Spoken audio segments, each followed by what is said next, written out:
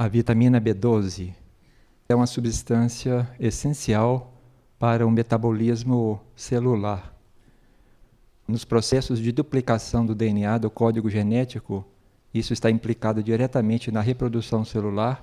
A vitamina B12 joga um papel muito importante. E essa vitamina B12 ela é essencial principalmente para o metabolismo das células do sistema nervoso, na formação direta da bainha de mielina. A bainha de mielina é uma bainha que envolve os nervos, e essa bainha é essencial para a condução dos impulsos nervosos. Sem essa bainha de mielina, os nervos não podem cumprir a sua função, que é de levar informação de uma área para outra do organismo. E a vitamina B12 é essencial também, principalmente para o metabolismo da medula óssea, onde se dá a formação das células sanguíneas. Por aí a gente pode ver, que uma carência, uma deficiência de vitamina B12 tem uma repercussão profunda para o organismo humano. E quando a gente fala de importância, a gente pensa na ordem de gramas, de miligramas. A vitamina B12 ela está presente no organismo na ordem de 1 para 1 trilhão de gramas. 1 para 1 trilhão de gramas. E sem ela, o organismo desequilibra dentro de um certo tempo. Pelo que se sabe hoje, a vitamina B12 é produzida basicamente pelo metabolismo bacteriano, ou seja, as células, ao se alimentarem, produzem em seu metabolismo a vitamina B12. E essa vitamina B12 ela pode tornar disponível para outros organismos, a depender do meio onde ela está. E ela é encontrada, então, quase exclusivamente nos alimentos de origem animal. No leite, nos derivados, nas carnes, nos ovos. Isto é hoje o que se sabe. E o que se sabe também é que a flora intestinal do ser humano ela é capaz de produzir a vitamina B12. Só que a vitamina B12, proveniente dessa flora intestinal, parece não ser suficiente ou ela é pouco absorvida pelo organismo. Isso é o que se sabe hoje. E também se fala que as fontes vegetarianas de vitamina B12, por exemplo, cereais integrais, alguns alimentos fermentados, levedos de cerveja, que não deixa de ser uma fermentação bacteriana. Então, essas fontes vegetarianas, elas não são adequadas para suprir as necessidades de vitamina B12, porque elas se encontram em quantidades muito diminutas, que os alimentos vegetarianos, então, precisariam ser consumidos em grande quantidade para suprirem as necessidades de vitamina B12 para o organismo. Então, um dos grandes paradigmas da medicina em relação ao vegetarianismo afirma o seguinte, que a alimentação vegetariana estrita, ou seja, sem ovos e sem laticínios, não é adequada ao ser humano, pois não oferece ao organismo vitamina B12 em quantidade suficiente. Essa afirmação parece estar em contradição com os textos básicos de fisiologia, principalmente os textos de fisiologia anteriores à década de 50 e 60. Esses textos afirmam que a flora intestinal é capaz de produzir a vitamina B12 suficiente. Já os textos mais modernos não levam em consideração essa atividade bacteriana, ou seja, essa produção de vitamina B12 pela flora intestinal. Aí existe uma aparente contradição. Uns textos afirmando uma coisa, outros textos parece-me que afirmando o contrário. Então podemos nos perguntar, por que essa contradição? O que aconteceu com essa flora intestinal do ser humano, que ora era capaz de produzir a vitamina B12 e agora parece já não estar mais funcionando adequadamente, ou seja, não está mais produzindo a vitamina B12 necessária ao organismo humano. A flora intestinal joga um papel muito importante, decisivo mesmo para a manutenção da vida no ser humano. E o intestino humano, ele possui mais de 400 espécies diferentes de bactérias. E o número total de bactérias é superior a 100 trilhões de organismos vivos. Essas bactérias, esses organismos todos, representam de 1 quilo a 1,5 kg do peso corporal em bactérias. Mais de 1% do peso corporal de um adulto é representado pelas bactérias dessa flora intestinal. Então isso já dá o peso da importância dessa flora intestinal para o organismo humano. Como nós sabemos, o fígado é o laboratório do corpo. E a flora intestinal tem quase o potencial de exercer as mesmas funções ou as funções básicas que o fígado desempenha. Então, ela tem realmente um peso muito decisivo para a manutenção de todo o equilíbrio, né, de toda a vida do organismo humano, como nós vamos ver. Esta flora, esses trilhões de organismos dentro do intestino, vivem em um delicado equilíbrio e um meio muito competitivo. O que significa? Isso significa que os alimentos que nós ingerimos são capazes de determinar a composição dessa flora intestinal. Então, a composição dos alimentos pode favorecer o desenvolvimento de algumas bactérias e pode prejudicar o desenvolvimento de outras bactérias. Então, os alimentos que nós ingerimos têm essa capacidade de alterar essa composição da flora intestinal. Vocês imaginem agora um pedaço de carne dentro de um recipiente fechado, fora da geladeira. Essa carne, em pouco tempo, vai passar por um processo de decomposição, que nós chamamos de decomposição putrefativa. Aquela carne, em poucas horas, em pouco tempo, vai passar por um processo de putrefação, né, de uma deterioração. Imaginem também um punhado de farinha umedecida, também dentro de um recipiente fechado, fora da geladeira. Em poucas horas, essa farinha também vai passar por um processo de decomposição só, que é uma decomposição que nós chamamos de decomposição fermentativa. É uma decomposição, tanto num caso quanto no outro, mas as características de um e de outro processo são essencialmente diferentes. Então, isto é uma condição que está presente dentro do nosso intestino, como nós vamos ver. Quando nós desequilibramos a nossa dieta, e a dieta tem uma quantidade maior de proteínas ou uma quantidade maior de carboidratos, que são essas farinhas, com o tempo elas vão produzir um meio intestinal que vai favorecer, ora, essas bactérias que vivem no meio putrefativo, ora, as bactérias que vivem no meio fermentativo. Isso nós vamos ver mais detalhes. Nós sabemos que nas últimas décadas ocorreram mudanças radicais nos padrões alimentares, né, do ser humano, nos padrões alimentares modernos. Houve um consumo muito maior de alimentos de origem animal, de carnes, de ovos, de leite e derivados. A indústria hoje não para, tem uma imaginação muito fértil para a todo momento estar colocando novos produtos baseados na fonte animal. E houve também, nessas últimas décadas, um consumo muito maior de alimentos refinados e industrializados. São alimentos já pré-digeridos, já pré-cozidos, que chegando no intestino, eles logo vão ser atacados por essa flora intestinal e promovendo muito desequilíbrio aí, como vamos ver. E houve também um consumo acentuado de açúcar, de gorduras, de bebidas alcoólicas, de refrigerantes, ou seja, uma parafernália de produtos alimentícios que basta passar por um supermercado e nós vemos assim o que realmente existe nesse campo. Então, tudo isso, essas mudanças promoveram um desequilíbrio muito grande na dieta moderna, na dieta básica do ser humano. A dieta se tornou hiperproteica, ou seja, concentrada em proteínas, porque a oferta de proteínas é muito maior hoje. É uma dieta hoje hipercalórica, alimentos altamente concentrados, já pré-digeridos, que chegam no intestino, logo liberam energia, logo estão disponíveis ao organismo humano. é uma dieta rica em gorduras e pobre em fibras.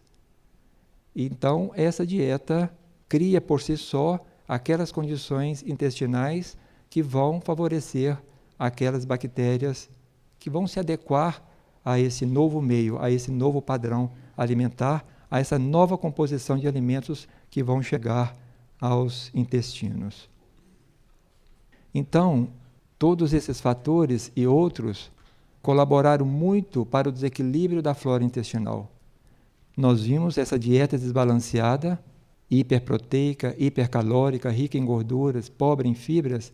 Isso cria uma condição intestinal que vai favorecer mais as bactérias do meio putrefativo, aquelas bactérias adaptadas ao meio putrefativo, com todas as consequências que nós podemos imaginar ao imaginar uma carne apodrecendo dentro de um recipiente fechado.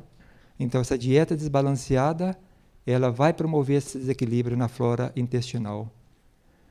Os alimentos enlatados, industrializados, com essa parafernália de químicos para conservar, modificar, para construir quase um alimento, isso também são fatores que determinaram esse desequilíbrio da nossa flora intestinal. O uso de agrotóxicos nos alimentos, desde a conservação das sementes até as técnicas de plantios, de adubação, as técnicas de pulverização de venenos, a conservação dos alimentos, os alimentos vão ficando carregados de substâncias tóxicas que, ao entrarem no organismo, vão também afetar de uma forma direta essa flora intestinal. E a moderna antibiótico-terapia, a quimioterapia, quando nós tomamos um antibiótico para uma doença qualquer, nós promovemos uma verdadeira destruição da flora intestinal.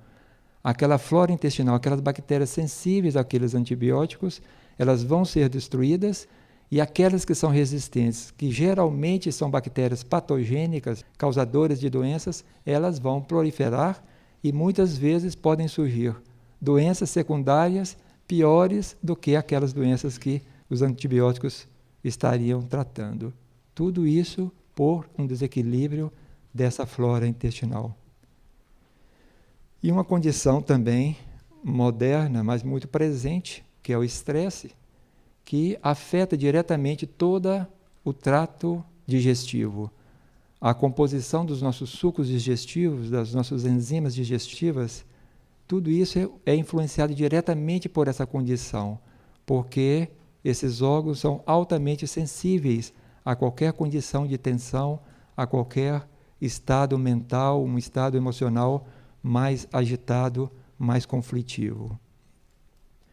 Então, todos esses fatores juntos, e muitos outros que aqui eu não citei, trouxeram consequências muito drásticas para essa flora intestinal.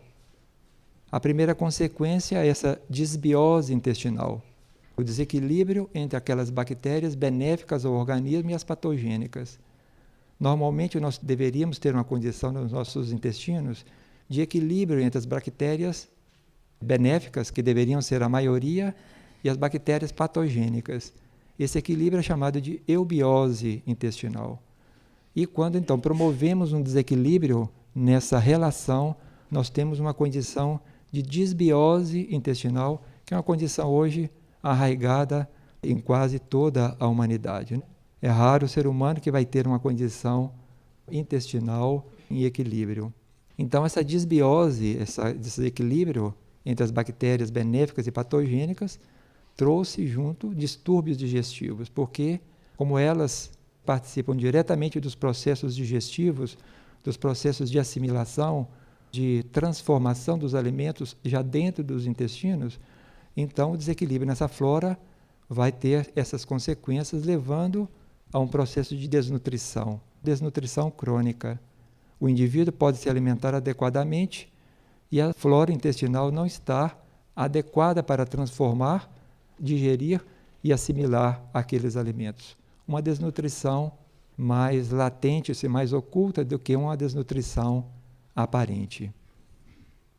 E essa massa alimentar também presente no intestino pode chegar a produção acentuada de toxinas. Os alimentos sofrem um processo de degradação muito maior do que o que deveria acontecer, então vai haver uma produção acentuada de toxinas. Essas toxinas vão ser absorvidas pelas paredes intestinais, vão para o fígado vai destilar parte dessas toxinas, e o que ele não consegue, ou seja, quando se ultrapassa essa capacidade do fígado de desintoxicar o organismo, aí essas toxinas entram na corrente sanguínea, entram em todo o organismo e vão causar um processo de autointoxicação geral do organismo. E localmente essas toxinas também podem promover uma irritação da mucosa, da parede interna que reveste os intestinos. Isso tem consequências muito sérias também para a função que o intestino desempenha no organismo humano. E uma consequência também muito presente hoje na vida moderna, pelos hábitos alimentares, pelos hábitos de vida, pelas condições psíquicas, é o que nós chamamos da prisão de ventre. A prisão de ventre, um alimento que deveria entrar numa refeição 12 horas depois, 18 horas depois, ele já está disponível para ser eliminado, esse alimento para por dias, às vezes semanas, dentro do intestino. Então, com isso, o alimento vai sofrer um processo de degradação muito maior e a produção de toxinas vai aumentar acentuadamente.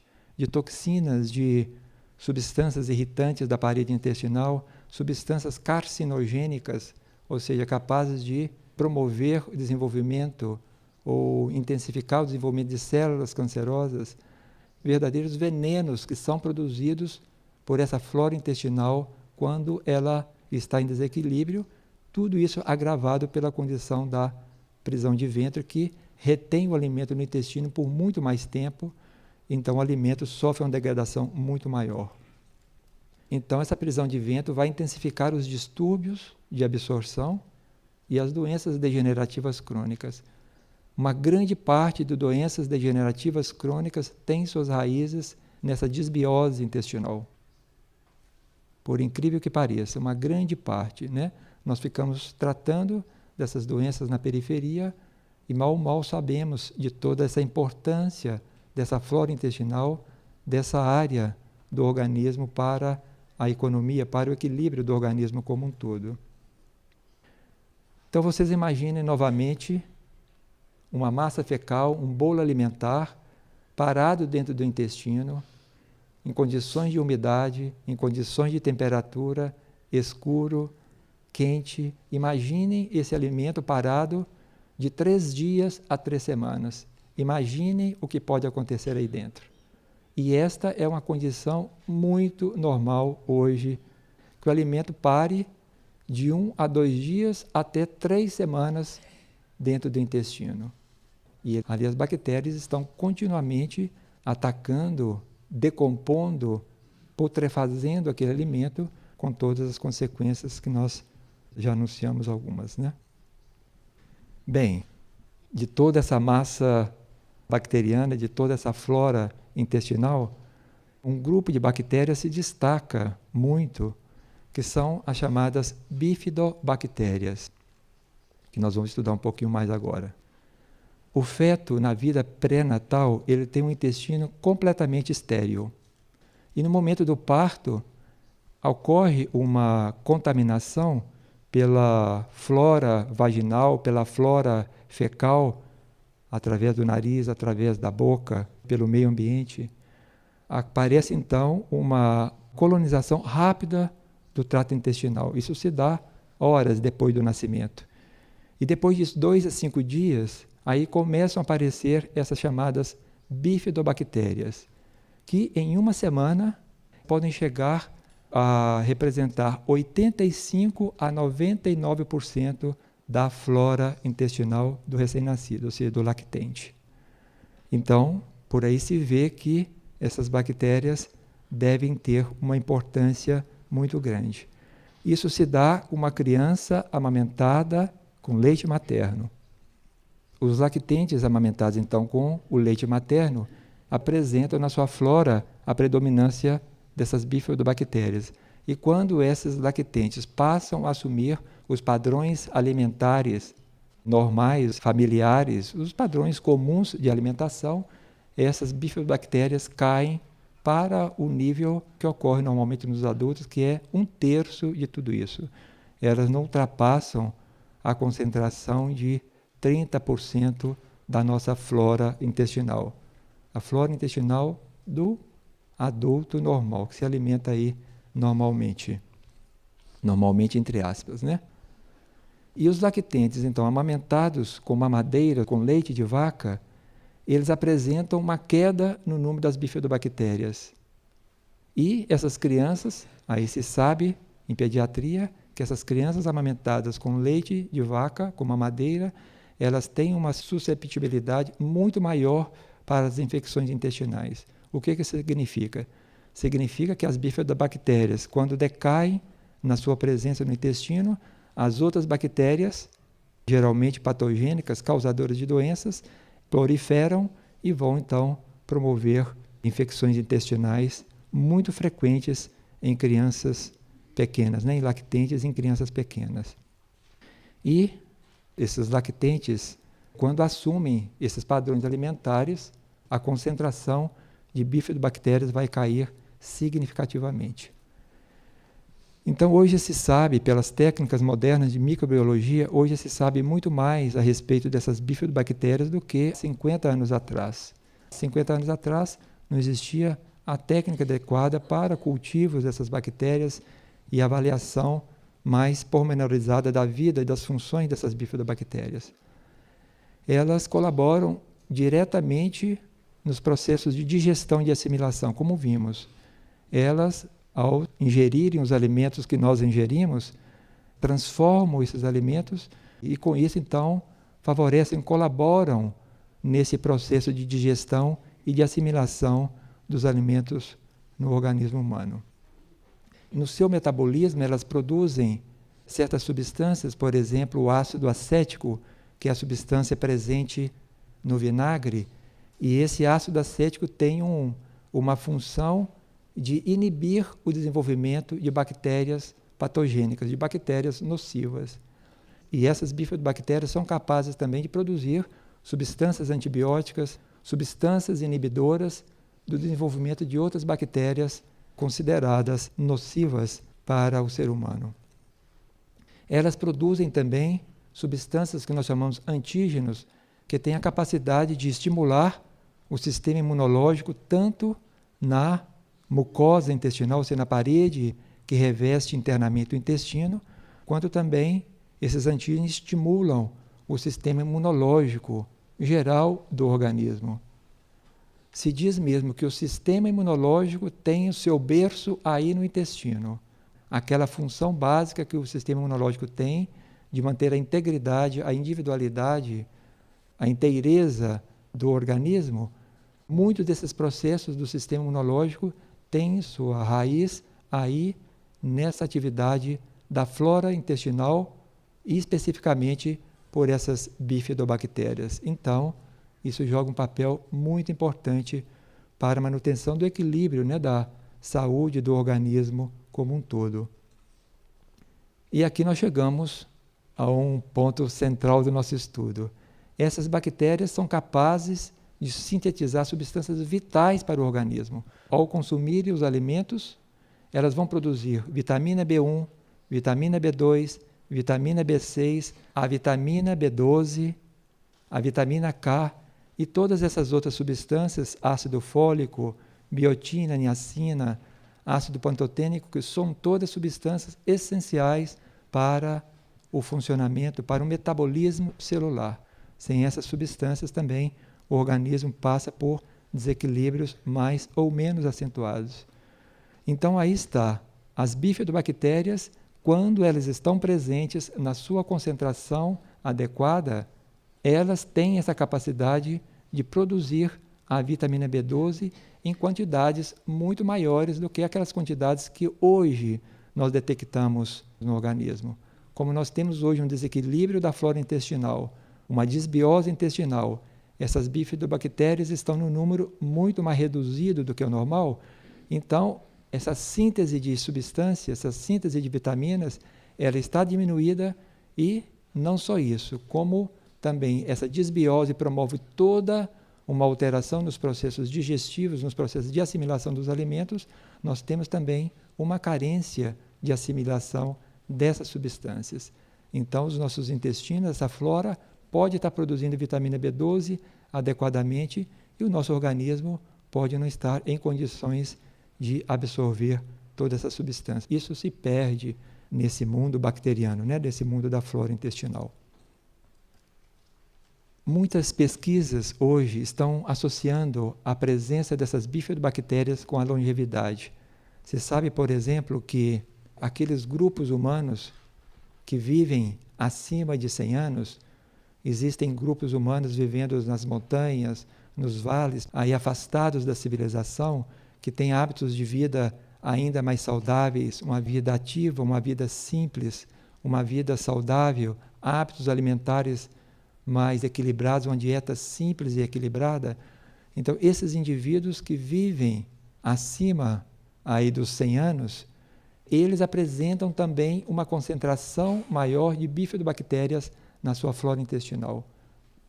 E esses grupos humanos também se sabe, quando eles passam a assumir, quando eles mudam os seus padrões alimentares, quando eles passam a adotar padrões alimentares, hábitos de vida da civilização, hábitos de vida externos, essas bifidobactérias decaem acentuadamente na flora intestinal. Então, isso não significa que as bifidobactérias, por si só, elas sejam capazes de promover a longevidade, porque nós poderíamos comer quilos de bifidobactérias, mas se não criamos aquelas condições adequadas para elas se instalarem, colonizarem o intestino, então, só questão de tempo e elas vão ser eliminadas novamente.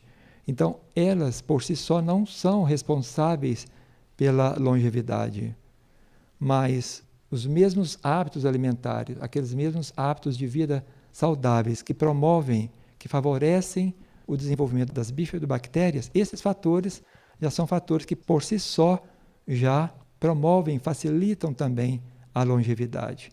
Então, a longevidade e a presença das bifidobactérias andam juntas. Uma não é a causa da outra, como se está tentando hoje fazer, né? Associar essas bifidobactérias diretamente com a longevidade, torná-las responsáveis por uma vida mais longa e saudável do ser humano. Então, se essas bifidobactérias são tão importantes e nós degradamos a vida do nosso intestino, a nossa flora intestinal, como podemos fazer agora para recolonizar os nossos intestinos, a nossa flora intestinal, pelas bifidobactérias? Nós já vimos que essa disbiose intestinal, esse desequilíbrio da flora bacteriana, é uma condição muito arraigada no ser humano de hoje, porque foram décadas vivendo mal, se alimentando mal, foram vidas, às vezes muitas vidas, neste mesmo processo. Então, isso tudo fica impregnado na contraparte energética sutil do nosso intestino. Isso, então, influencia também diretamente esse desequilíbrio da flora intestinal. Então, essa disbiose é uma condição muito arraigada no ser humano. E o que parece que a dieta vegetariana estrita, pura, parece não ser suficiente para alterar essa disbiose e resgatar aquela condição de eubiose, né? Aquela condição de equilíbrio dessa flora intestinal. Então, como podemos fazer, né, para recolonizar esse intestino? Quais as condições que nós deveríamos promover em nosso intestino, na nossa alimentação, para facilitar a recolonização do intestino pelas bifidobactérias? Os feijões, parte da família das leguminosas, possuem 3 açúcares que normalmente não ocorrem em outros alimentos, chamados aí de rafinose, distaquiose e verbascose. Como tem glicose, frutose e sacarose, são 3 açúcares próprios dos feijões. Só que esses 3 açúcares normalmente não são digeridos pelos nossos enzimas digestivos. Esses açúcares atravessam incólumes o estômago, o nosso intestino, vão chegar ao final do intestino, vão ser atacadas por bactérias que vão digerir em parte esses açúcares, com as consequências que nós conhecemos.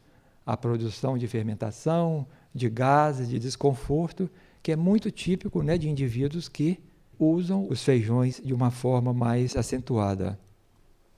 Então, esses açúcares, como vimos, eles não são digeridos ou são digeridos apenas em parte por essa flora intestinal. E a soja apresenta grandes quantidades de rafinose e de estaquiose, muito mais do que os outros feijões.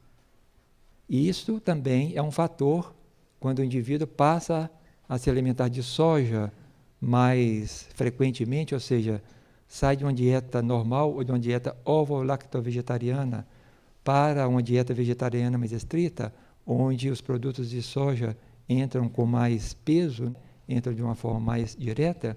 Então, inicialmente, o indivíduo passa por muito desconforto, produção de gases, fermentação, tudo isso é causado por esses açúcares, em parte por esses açúcares que normalmente não são digeridos pela flora intestinal hoje atual, normal do ser humano.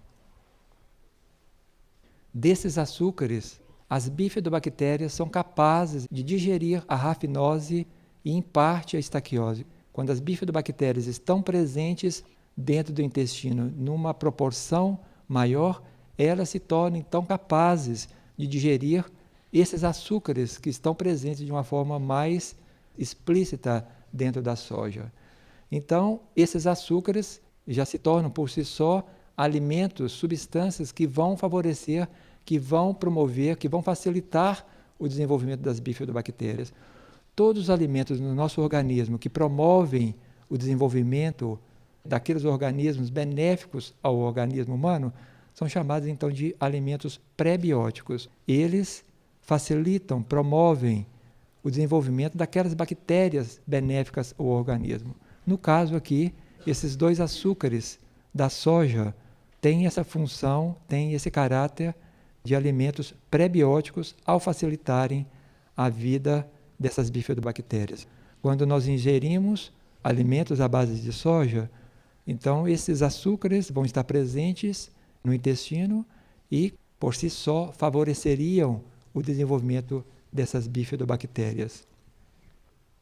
Então, outro conceito que nós temos aí também dos organismos probióticos, que são aqueles organismos vivos, benéficos ao organismo humano, ao ser humano, como as bifidobactérias. Nós vimos as funções benéficas que as bifidobactérias têm dentro do organismo humano. Então, essas bactérias e outras, existem outras classes também de bactérias benéficas, elas são consideradas componentes probióticos, ou seja, dentro do ser humano colaboram em muitas funções vitais aí do organismo.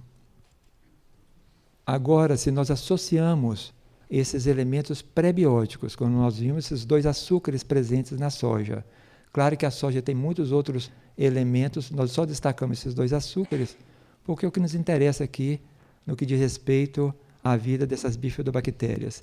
Então, a associação desses elementos pré-bióticos, esses açúcares da soja, do leite de soja, com as bifidobactérias, que são esses elementos probióticos, isso é a base biológica para a criação do iogurte de soja que nós estamos estudando hoje. O uso, então, regular desse iogurte de leite de soja enriquecido especificamente com essas bifidobactérias poderia favorecer, poderia facilitar, poderia participar do processo de recolonização do intestino, dessa flora intestinal pelas bifidobactérias. E junto com esse iogurte, junto com esse leite de soja, existem muitos outros alimentos considerados pré-bióticos que também iriam favorecer o desenvolvimento dessas bifidobactérias. Aqui eu citei apenas alguns desses alimentos, mas no grupo dos cereais nós temos o milho, o painço, a aveia. Das castanhas nós temos essas castanhas mais próximas nossas, né? Castanha de caju, castanha do Pará, tubérculos e raízes, cenoura, beterraba, iacon, frutas, de uma maneira geral, as frutas da estação, todas elas são alimentos que tem esse caráter prebiótico de favorecer, de facilitar o desenvolvimento dessas bifidobactérias.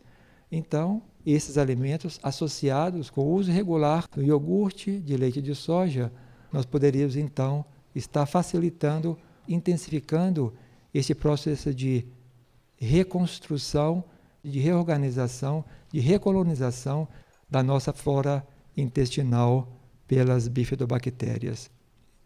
E é claro que ela fez uma pergunta se o uso regular da soja, com o tempo, aqueles sintomas desagradáveis de quem inicia o uso da soja mais intensamente. Então, com o uso regular, o que se observa é que aqueles sintomas decaem. Por quê? Em parte, as bifidobactérias já se desenvolveram mais no intestino, então, com isso, elas podem ter mais condições de estar digerindo esses açúcares da soja, diminuindo todos aqueles elementos desagradáveis, né? Quando consumimos esse alimento aí sem maiores cuidados. Existem alimentos que podem ser agregados crus, existem alimentos que podem ser pré-cozidos também. As frutas, as castanhas, hortaliças, todas elas podem estar associadas ao leite de soja ou já no iogurte de soja. Então, quando tudo isso chegar dentro do aparelho digestivo, as bifidobactérias já presentes no iogurte já se desenvolveram. Aqueles alimentos prebióticos que vão constituir os alimentos dessas bifidobactérias, então tudo isso vai com o tempo promovendo uma recolonização ou pode promover uma recolonização dessa flora intestinal pelas bifidobactérias. Nós podemos reconhecer como a primeira etapa dessa pesquisa com iogurte de leite de soja, ou seja, reconhecer essas bases biológicas da criação do leite de soja. Nós reconhecemos a importância da flora intestinal, a presença importante das bifidobactérias, desses elementos prebióticos, e agora a associação desses elementos prebióticos com o leite de soja. Então, isso vai formar essas bases biológicas para a criação do iogurte de leite de soja. A segunda etapa seria, então, essa elaboração prática desse iogurte. Então, não se trata simplesmente de deixar um leite ao ar livre, ele se colonizar espontaneamente por aquelas bactérias presentes nas paredes dos utensílios, dos vasilhames, no meio ambiente, bactérias que fazem parte aí do ar, que vão cair neste leite e que vão promover esse processo de formação do iogurte, né? Aqui não, existe todo um ritual para inocular esse leite de soja especificamente com essas bifidobactérias. Essas bifidobactérias são organismos isolados que se pode ter acesso a esses organismos e inocular o leite de soja para produzir o iogurte de soja. Então, essa segunda etapa deve ter início aqui entre nós, se tudo der certo, a partir de amanhã. Enquanto nós desenvolvimos essas bases biológicas para a criação deste iogurte, ou a criação desse elemento para favorecer a recolonização da flora intestinal pelas bifidobactérias, nos chegou em mãos um artigo de um cientista de uma importante universidade brasileira que estava justamente trabalhando na criação do iogurte, do leite de soja com essas bifidobactérias. Então, logo o contato se fez e esse indivíduo, esse pesquisador, está chegando amanhã aqui entre nós e nós, então, a partir de amanhã, vamos partir para a parte prática, a elaboração prática desse iogurte de leite de soja. E a terceira etapa, fazer uma dosificação sistemática da vitamina B12 no sangue e vendo como isso vai evoluindo assim ao longo do tempo. Esse iogurte também está sendo lançado comercialmente, então se pode ter acesso também a esse iogurte, mas aqueles que queiram fazer esse iogurte artesanalmente, isso também vai estar aí disponível de alguma forma. Essa terceira etapa, então, vai ter início tão logo essa segunda etapa da elaboração prática do iogurte de leite de soja já esteja dominada, né? Já estejamos com os processos todos controlados aqui, porque para a elaboração de um iogurte assim, onde você mantém a pureza, concentração adequada dessas bifidobactérias, tem que ser um processo controlado. Não basta você chegar à muda de um iogurte a passar para o leite seguinte, porque aí as bifidobactérias com o tempo vão se diluindo, porque outras bactérias vão entrando, vão também colonizando esse leite, e aí a proporção de bifidobactérias já não vai ser tão concentrada quanto no iogurte com as condições mais controladas. Isso então é a etapa que nós vamos desenvolver para poder implantar aqui de uma forma mais estrita, né? Em outro ponto muito importante, talvez até mais importante que tudo isso que nós vimos, essa repercussão positiva, essa repercussão biológica, orgânica, em termos de saúde, isso é inegável. O valor de tudo isso quando nós recolonizamos, quando nós reequilibramos a nossa flora intestinal. Mas existe um ponto muito importante, que é a quebra, a dissolução de um paradigma. O que é uma forma de pensamento, o que é uma teoria, o que é um conceito, que é um preconceito que a ciência, o ser humano usa para as suas pesquisas, para os seus estudos. Então, a quebra de um paradigma, de um conceito, de um preconceito, tem uma repercussão muito decisiva para o desenvolvimento espiritual do ser humano. Toda vez que nós dissolvemos em nós uma forma de pensamento, um pensamento arraigado, um preconceito, isso significa uma grande liberação em nosso campo mental. E quando o nosso campo mental vai se liberando de todos esses conceitos, então esse campo mental vai se tornando mais permeável para um livre fluxo das energias superiores.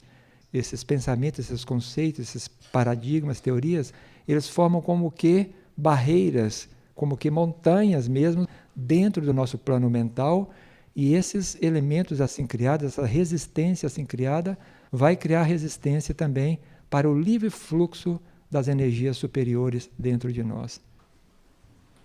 Hoje nós sabemos que energias cósmicas superiores estão afluindo para a Terra, para tirar a Terra dessa condição de ignorância, de obscuridade, e colocar a Terra dentro de um novo ciclo evolutivo, muito mais luminoso, muito mais cósmico.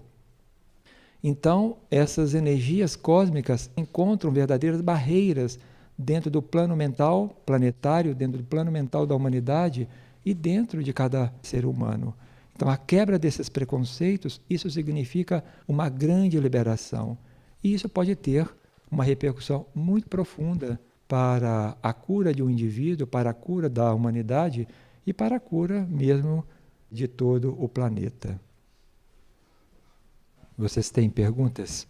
Esses produtos de conservação industrial têm algum efeito muito deletério nessa reconstituição? Ele está perguntando se essas substâncias, esses conservantes que se colocam nos iogurtes normais aí, vão influenciar essa recolonização, né, dessa flora intestinal pelas bifidobactérias ou por outras bactérias também benéficas ao organismo.